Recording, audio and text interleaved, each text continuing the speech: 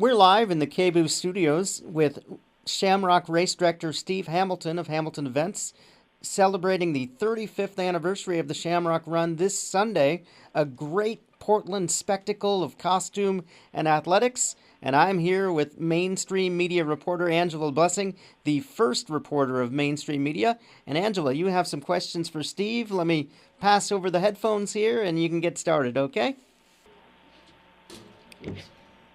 Okay, Steve, can you hear me now?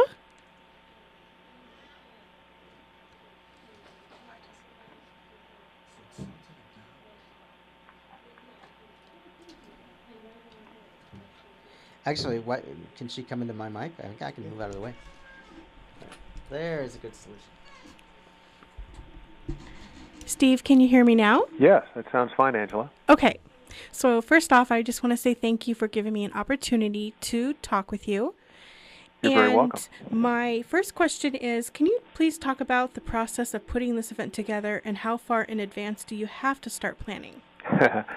We'll start planning for 2014 on March 18th, the day after the race. But actually, we are already making notes for next year, as you can imagine. It's pretty much a year-round endeavor.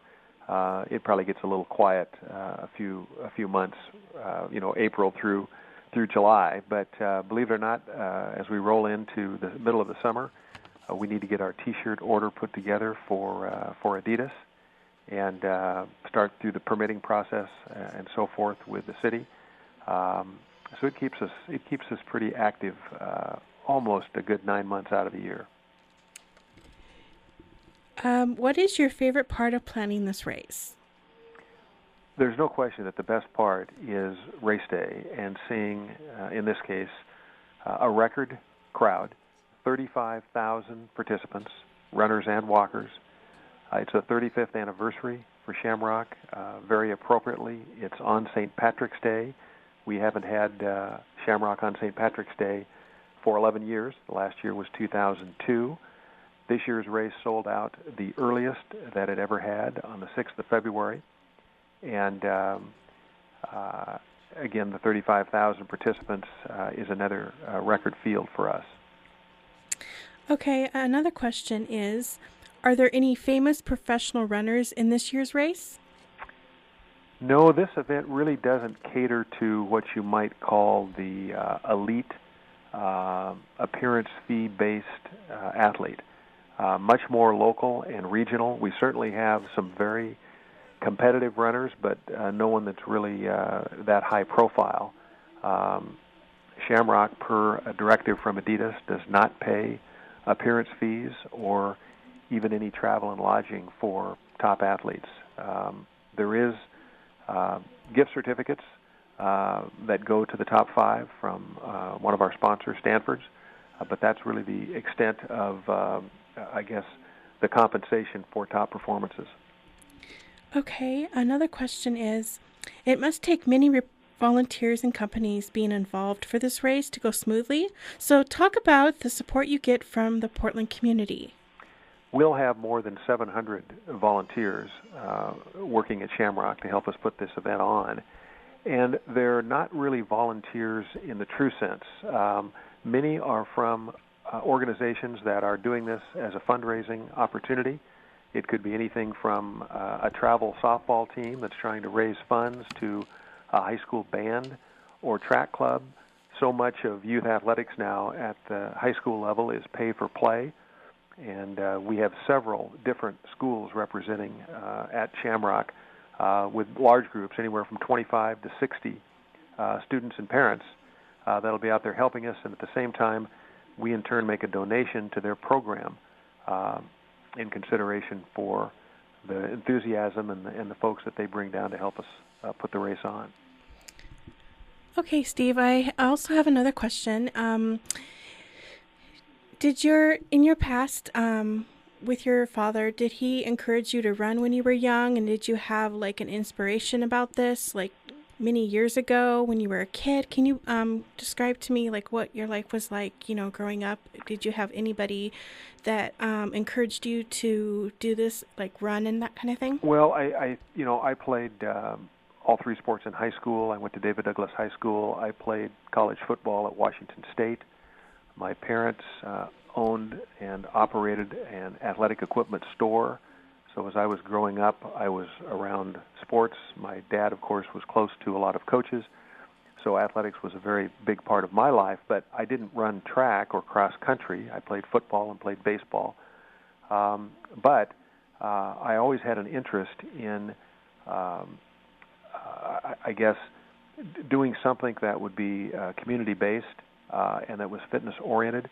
When the Shamrock Run first started 35 years ago, I was much younger, obviously, and I was working at my parents' business, and we, at that time, required everyone to come in to the retail part of our store to sign up for Shamrock. The very first Shamrock Run had about 900 people. It was a 10K. It was run over in kind of the Progress area near Tigard and Washington Square, and didn't move downtown until year 3. And once we got it rolling, it really became more of an effort of, it was always important to us to have a media sponsor, and so Kink has been with us for 27 years, or 32 years, I should say. We're very fortunate to have Adidas with us. They're in their 16th year. The Dornbecker Children's Hospital Foundation has been our beneficiary also for 16 years. Widmer Brewing Company came aboard about 10 years ago, and we had a beer garden, sponsored obviously by Widmer Brothers. That made a big difference in attendance, not coincidentally, given that this event usually is around St. Patrick's Day. So quite a few factors have contributed to the success of this event over the years.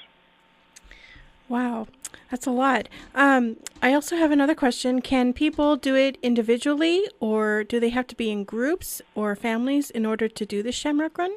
It's really all individuals that register. We do have a team rate. If for some reason you want to be part of a large group or team, you do get a discount on the entry fee. And we have more than 800 teams. A minimum of 15 people are required for a team. The team captain gets a registration number that he or she passes out to anyone that wants to be on that person's particular team. And it really just is a slight entry fee discount. But you don't participate as a team in the sense of you're adding up different finish times to see who's the fastest team, like a cross-country event or something. Shamrock is such a people's race. You get a lot of companies that treat this as, I guess, kind of a fun extracurricular activity. But you'll see teams with members doing all 5 different events, because we have 3 different races, a 5-kilometer, an 8-kilometer, and a 15-kilometer. There's also a 5-kilometer fitness walk, and then there's a 1-kilometer run walk for kids age 10 and under. What about the people with wheelchairs and people with more physical handicaps? Do you do any races with them, like in wheelchairs and people who can't run? What do you do with that? There is a wheelchair competition. We don't get a lot of participants that choose to participate in the competitive side, but we do have several participants that often are assisted, riding in wheelchairs throughout the route, many of those, of course, participating in the fitness walk. As far as other physically challenged folks that participate, again, they're welcome, and with 35,000 people, we can't always see them, but we learn later that they were there and that they had a good time. It is a very crowded and congested event, but I think in a good sense. You kind of get swept away in the course for that first mile. The next thing you know, you went out a little too fast. But that's all part of learning how to deal with participating in a big race. In those races, does anybody ever pass out or get really hurt? And if so, what happens? Well, fortunately, that's very unusual. And about the only thing we see is someone who maybe partied a little too hard the night before, and they get sick at the finish line, and that's kind of interesting. But fortunately, we've got ample water stations and aid stations along the route. American Medical Response, the AMR crew, patrols the event on bicycles. We also have several units strategically placed on the event. I think one of the things that helps us is that we're not in very hot weather, so we don't run into a situation of overheating. It's not too cold. It's pretty mild and temperate. Most of the people train adequately for the longer distance, the 15K, and realize that there's some hills and some challenges there. But fortunately, most people don't go too crazy, and we have been very fortunate that we have not had any serious injuries at Shamrock in 35 years. Are you guys allowed to wear costumes and things like that for the races, or do we strictly have to wear like the Shamrock t-shirts? Oh, no, although there's an awful lot of Shamrock t-shirts down there. It's a big sea of green. It's amazing the Irish garb that people choose to wear. One of the contests we're running this year is the Totally Portland Tutu Photo Contest. There's an awful lot of people that run this event wearing a tutu. So we're asking people to take photos of Shamrock participants, put it up on our Facebook wall or on Pinterest or Instagram, and we'll pick the best photo, and the person that has contributed that is going to be announced on 101.9 Kink on their morning show on Monday. Can you give me one of your most favorite, goofiest, funniest, silly costumes that you remember that someone wore? We see some we see some great ones. I'm trying. I don't know if I can actually pick out one of my favorites, but we did see I don't know if you've ever seen the Notre Dame Fighting Irish mascot. You know, it's this leprechaun just decked out head to toe, and someone went to a lot of trouble to replicate that costume. It was very authentic looking, and it had us fooled for a minute. We thought maybe the Fighting Irish mascot was actually participating, but that was pretty clever costume, not terribly original, but pretty clever that in all the trouble that they went to. We see an awful lot of people with orange Irish beards, all kinds of funny Irish hats. We've got a great picture on our website of these Shamrock. They look like sunglasses, and he's got a big green Irish hat on. So it's quite a spectacle. There's no costume contest per se other than the Totally Portland Tutu one, but there's an awful lot of people in all three distances that are definitely celebrating St. Patrick's Day. Well, Steve, it's been a pleasure to talk with you today, and I hope I get to have an opportunity to meet you sometime, and I will definitely be there on Sunday. And I'll be at the starting area, Angela, so I'll be looking for you. Oh, that would be an honor. So I have no other questions, but I just want to say thank you so much for giving me an opportunity to ask questions. And Todd here would like to ask you some questions too. 3, 2, 1, go. 10 seconds to the start of the 5K. Listen for the sound of the air horn. The 2013 Adidas Shamrock Run. Go! Go! Go! That's it. Oh, yeah. We got lots and lots. So we're live at the Shamrock Run with a couple of very festive runners today. We've got Mainstream Media's Angela Blessing doing the interview, and who do we have here as the runners? Alita. My name's Ed. Hi Alita, and hi Ed. Yeah.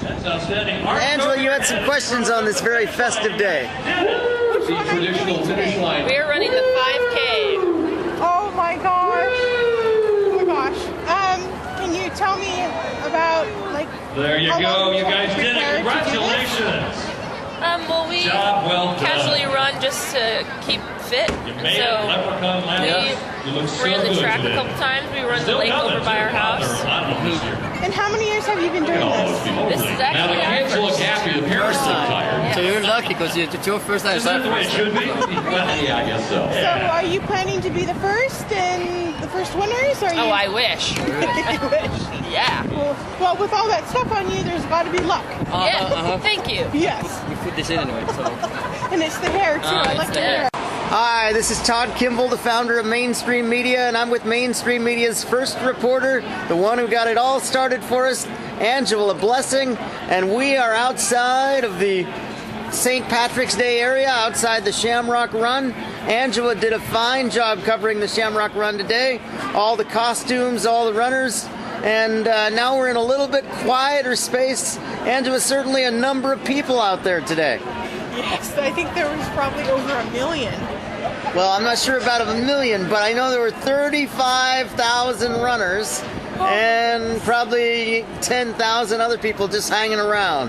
Yes. So a little short of 1 million, but still a lot of people. It was close to 1 million. Close to 1 million. Very successful day here in downtown Portland. What, other than the huge crowd of people, what stands out to you about the day? The girls that were wearing those tutu green skirts and people that had the makeup on. Some people had the hats on. Other people, some people did stand out with the green hair. I interviewed one guy who was wearing green hair, so. That was Eddie, I believe, you interviewed today. Yeah, it was an honor to actually interview him, so. And right over there, Todd, there is a green tutu girl with her tutu. So, it's quite attractive, I guess. Quite festive here in downtown Portland. Yeah, Portland's weird. It is. And well, thank you, Angela. You did a great job today and covered the race all week. Actually, interviewing Steve Hamilton earlier in the week, and did a fine job covering this great Portland event. Thank you.